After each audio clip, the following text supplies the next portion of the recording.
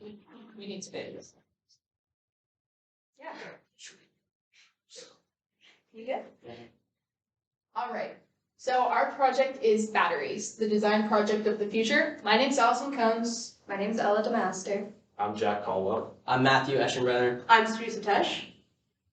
All right, so the first reason why we chose batteries as the design project as the future is for electric car batteries. Electric cars are becoming a lot more mainstream, but right now the batteries in particularly have some problems. For example, they're expensive, they're heavy, they have a short battery life, they have a long recharging time, they're less efficient in certain climates, and they also pose some environmental concerns. All right, so some of our possible solutions are to develop materials to optimize production to minimize cost, just so that we can get more materials, more batteries, and keep them affordable for people to buy and to use. We also want to find the lightest compounds and materials that's going to make the cars more efficient and more reliable and just overall safer. That also keeps the cost down. There's less shipping cost. Then we would be optimizing charging speed versus overall battery life.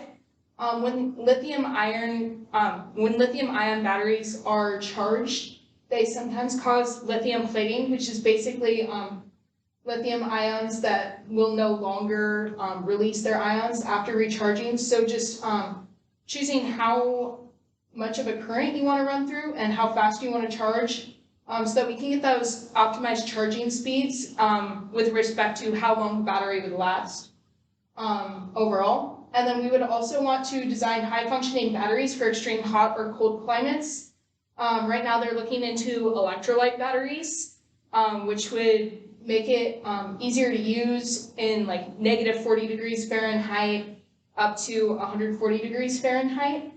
And right now those are kind of still of the future, but because their chemical compounds are really complex, and just making those easier to make, making them more mainstream so that we can get these cars running in different climates. And then also just for the environmental concern, we want fuel options for cleaner emissions. One thing they've been looking into is using hydrogen gas as a fuel and just making that safe and making that a little bit more efficient so that we don't have any safety issues and so that we have less carbon emissions using hydrogen. So another one of the main concerns when it comes to batteries with respect to what chemical engineers are going to do is the environmental impact that they're going to have. So we know that like the generation of electricity and heat, especially like with battery production, costs for 25% of all greenhouse gas emissions.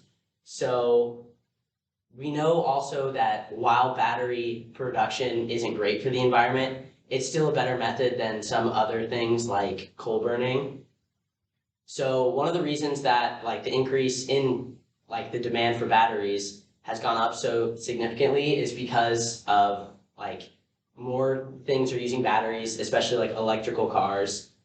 Another reason is that lithium mining is difficult and we use that a lot, so it's hard to get them. And then, so now we have to think about what chemical engineers can do to make better batteries so we either have less environmental impact as we create them, or that the batteries we make are just better, so we need less of them. So one of the things that they're doing right now to create a better battery is they're doing research into finding ways to stop the formation of dendrites in batteries, which basically like corrupts batteries as like the lithium ions break down. So there's currently research being done that adds protective layers into batteries, which will hopefully like make battery life last longer, so then they won't have to produce as many batteries. Another thing that they're doing to reduce the environmental impact of batteries is they're trying to find different like sources of fuel cells. So if they can find a new like renewable source of energy to put into a battery, then obviously like the environmental impact is going to go down. All right, another main concern is lithium extraction. Since the extraction is extracted in one of two ways, either mined or by brine pools, lithium extraction has lots of environmental impact, and mostly been negative. I don't think there's any good ones. Let's be completely honest here.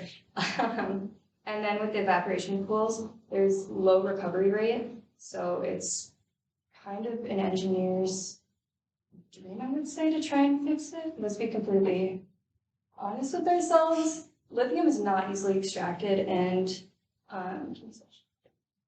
Energy X has created metal organic framework-based membranes that have taken months of production time to basically a week of production, and it has cut costs from thousands to hundreds, and it's just making everything so much more efficient and better for the environment. Another big problem that is starting to become more prevalent is finding different ways to store energy that we get from solar and wind farms, because with them being so unpredictable and rely a lot on the climate around, they aren't always going to produce the same amount of energy. And with people using energy at different times of the day, we need to be able to find ways to efficiently store the energy during times when people aren't using it, and then get rid of it when people are using it. The current storage methods are extremely costly to implement because of the sheer size of the battery that needs to be used. There are also not very many standardized systems in place because most companies develop their own systems and just set those up. So if something goes wrong, you can't contact somebody else to be able to help you out. And yeah, you need some pretty large batteries to be able to store the amount of energy that's being collected.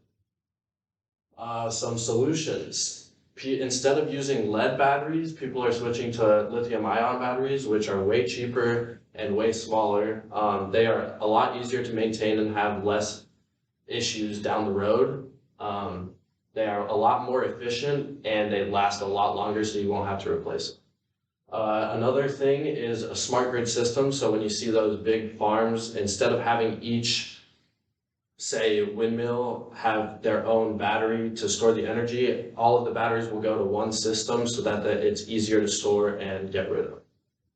So less batteries will be needed, which is good for the environmental impact. We just need to find a way to minimize the amount of space for how much energy that needs to be stored. All right, so my research was about why sodium-ion batteries are better than lithium-ion batteries. So they're designed to increase the amount of energy in any given weight or volume, and it's more abundant in nature than lithium, so which means that sodium is going to be so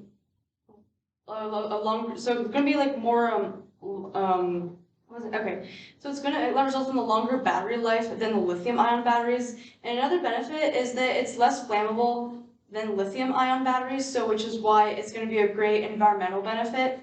And they're made to last longer in colder temperatures, which is why it's really beneficial to drive battery operated cars in the winter.